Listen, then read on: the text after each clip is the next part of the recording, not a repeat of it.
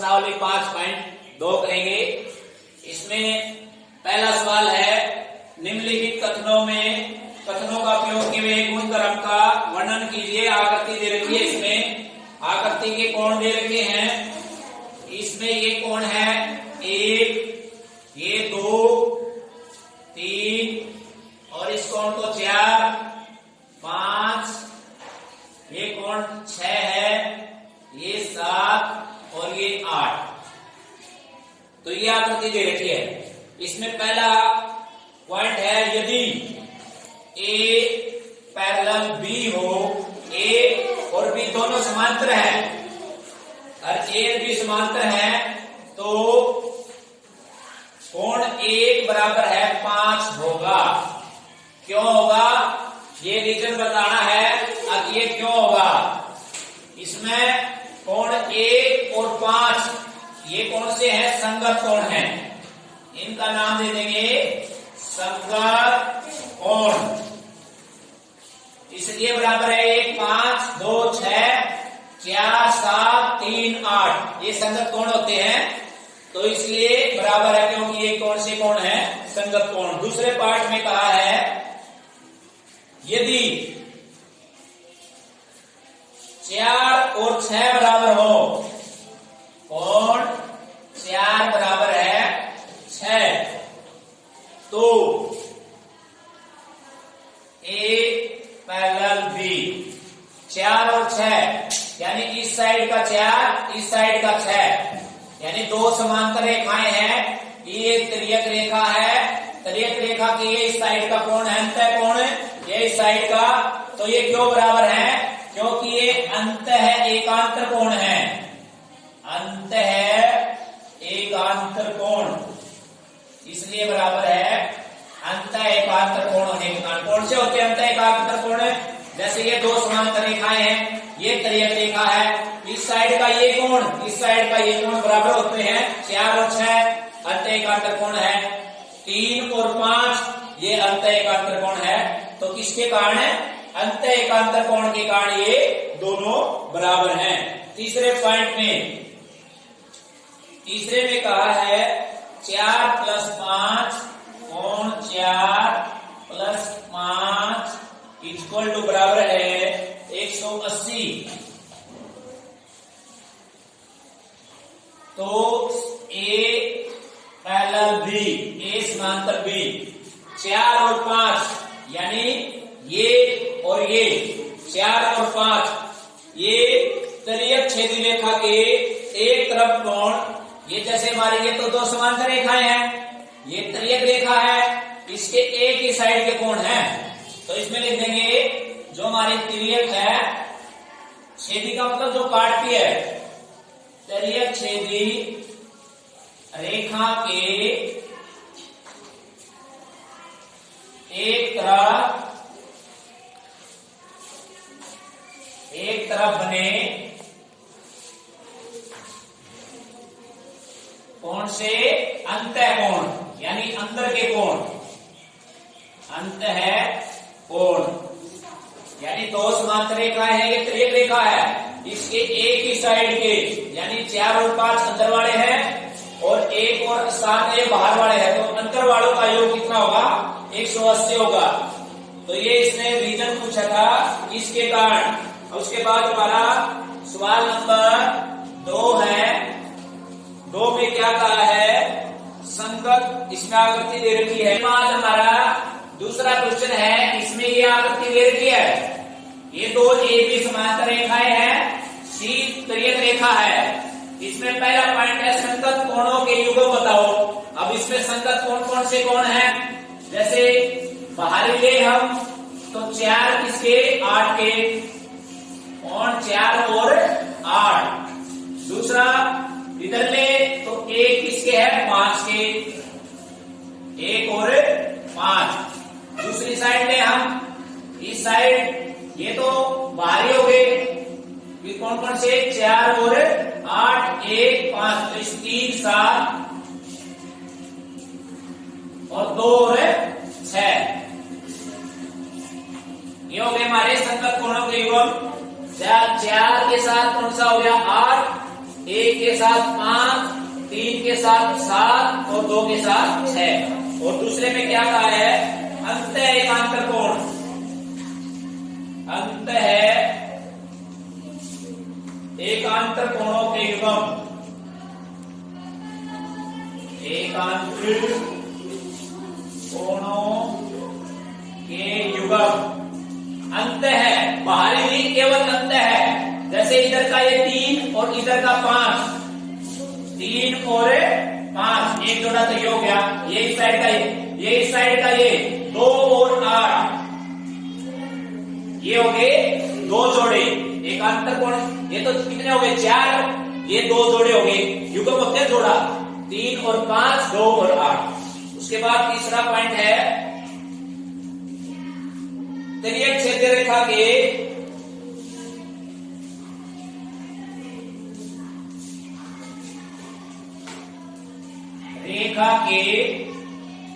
एक तरफ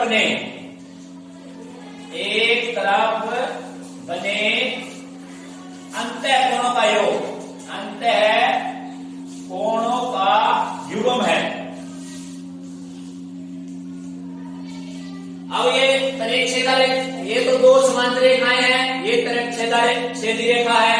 इसके युग्म बताओ भाई, अंत कोण।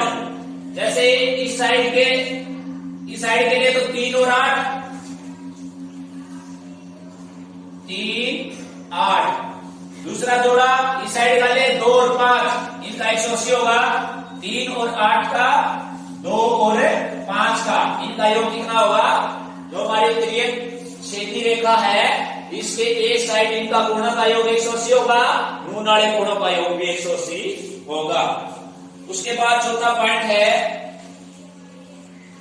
शीर्षाभिमुख कोण, शीर्षाभिमुख कोण बताएं। शीर्षाभिमुख कोण बताओ, इनके जोड़े बताओ कितने होंगे।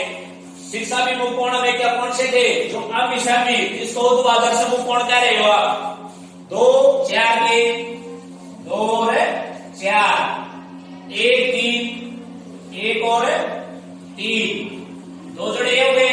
दूसरी साइड इसके, अब इनके लोग 5 के सामने 7 है, 5 और 7, 8 और 6 और 8। यानी शीर्षाभिमुख कोण कौन से होते हैं, जो आमने सामने वाले। एक जोड़ा तो ये, 2 जोड़े तो ऊपर हो गए और 2 जोड़े नीचे। उसके बाद तीसरा सवाल, हमारा तीसरा सवाल है, इसमें ये आकृति ले रखी है, 2 समांतर रेखाएं हैं, ये तिर्यक रेखा है और ये अज्ञात कोण दे रखे हैं साथ में।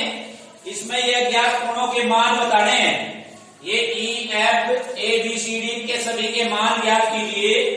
इसमें अज्ञात कोण अगर P इसके समांतर है Q के, ये समांतर दे रखे है, तो इसमें अगर हम इन दोनों का योग कितना होगा, रैखिक युग्म में है कोण E प्लस में 125, इनका कितना होगा 180 योग होगा। दोनों एक साइड कह रेखा के।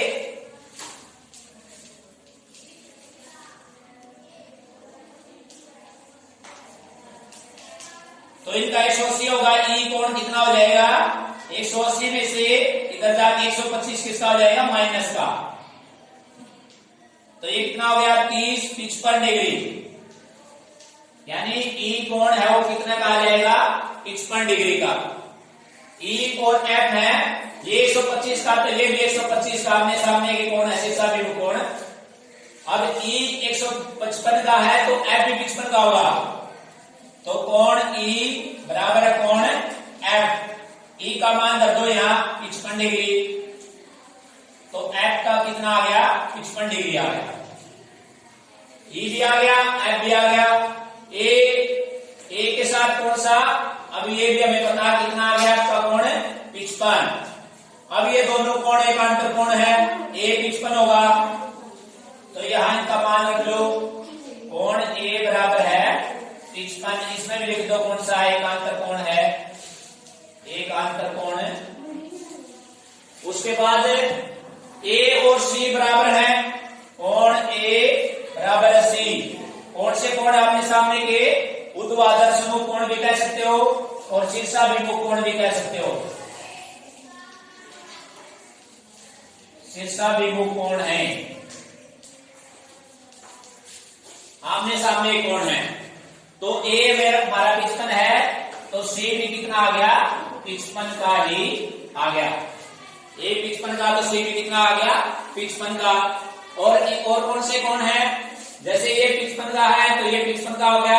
अब डी 125 का निकाल सकते हैं, क्योंकि ये भी कौन से है, एक अंत एकांतर कोण है। तो डी कितने का आ गया, 125 का। कौन सा हो गया, ये अंत है एकांतर कोण, अंत एकांतर कोण हो गया डी 125 का और ए 55 का। ठीक है, तो ए 55 का आ गया। ए को मैं निकाल लिया था एकांतर कोण में, तो ये भी एकांतर कोण था, ये भी एकांतर कोण। अब कौन सा रह गया, सारे आगे बी कौन रह गया, बी और डी आपस में बराबर है। कोण बी और कोण डी बराबर है आमने सामने के।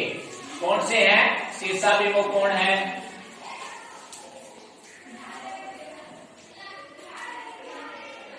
अब ये हमें पता है डी 125 का है, तो बी भी 125 का होगा, तो कोण बी भी 125 का होगा। इस प्रकार ये सारे निकले, ये 55 का हो जाएगा, ये और दोनों बराबर है 125 का, ये 55 का, तो ये भी 55 का, क्योंकि शीर्षाभिमुख कोण सी भी निकलेगा।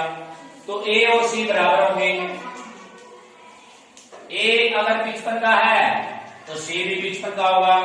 तो इस प्रकार ये सारे कोण निकाल लेंगे हम। उसके बाद हमारा चौथे का फर्स्ट पार्ट है, इसमें एल और एम समांतर रेखाएं हैं। एल और एम समांतर है, ये तरह रेखा टी काट रही है, तो इसमें एक्स की वैल्यू बतानी है कितनी आएगी। तो ये 110 का है, इन दोनों का योग पता है, लाइन के एक साइड का 180 होता है, तो ये कितने का आ गया, 70 का।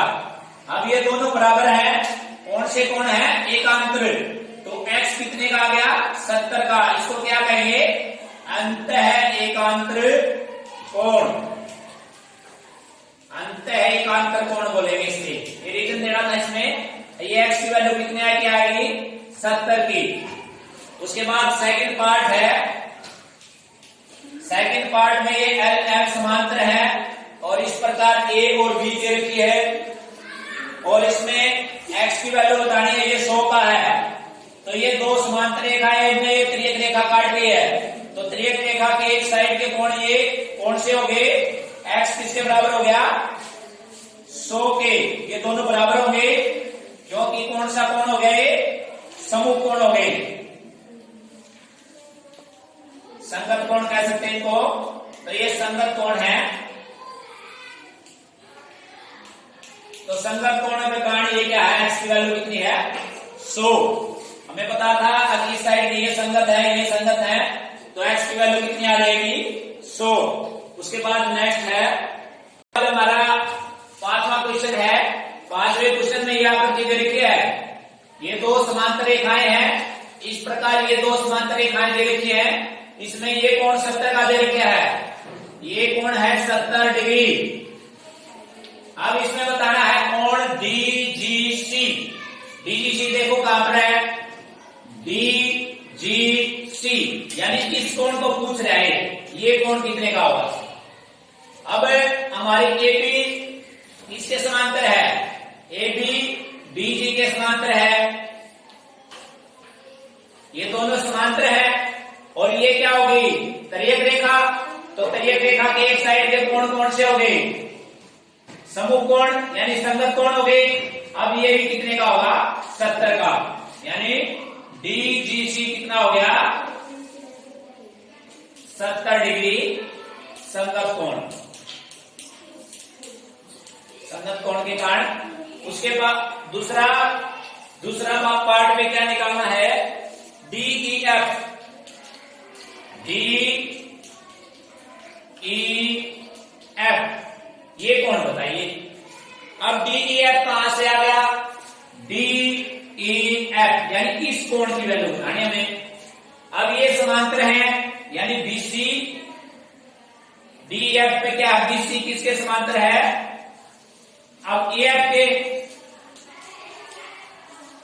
BC किसके हो गया, EF के। और ये क्या है, ये त्रिच्छेदी रेखा कौन सी होगी, GE।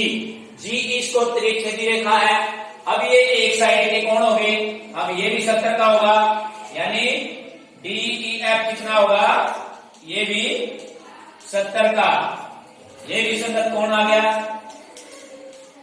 तो दोनों ही कोण से कोण है, संगत कोण है।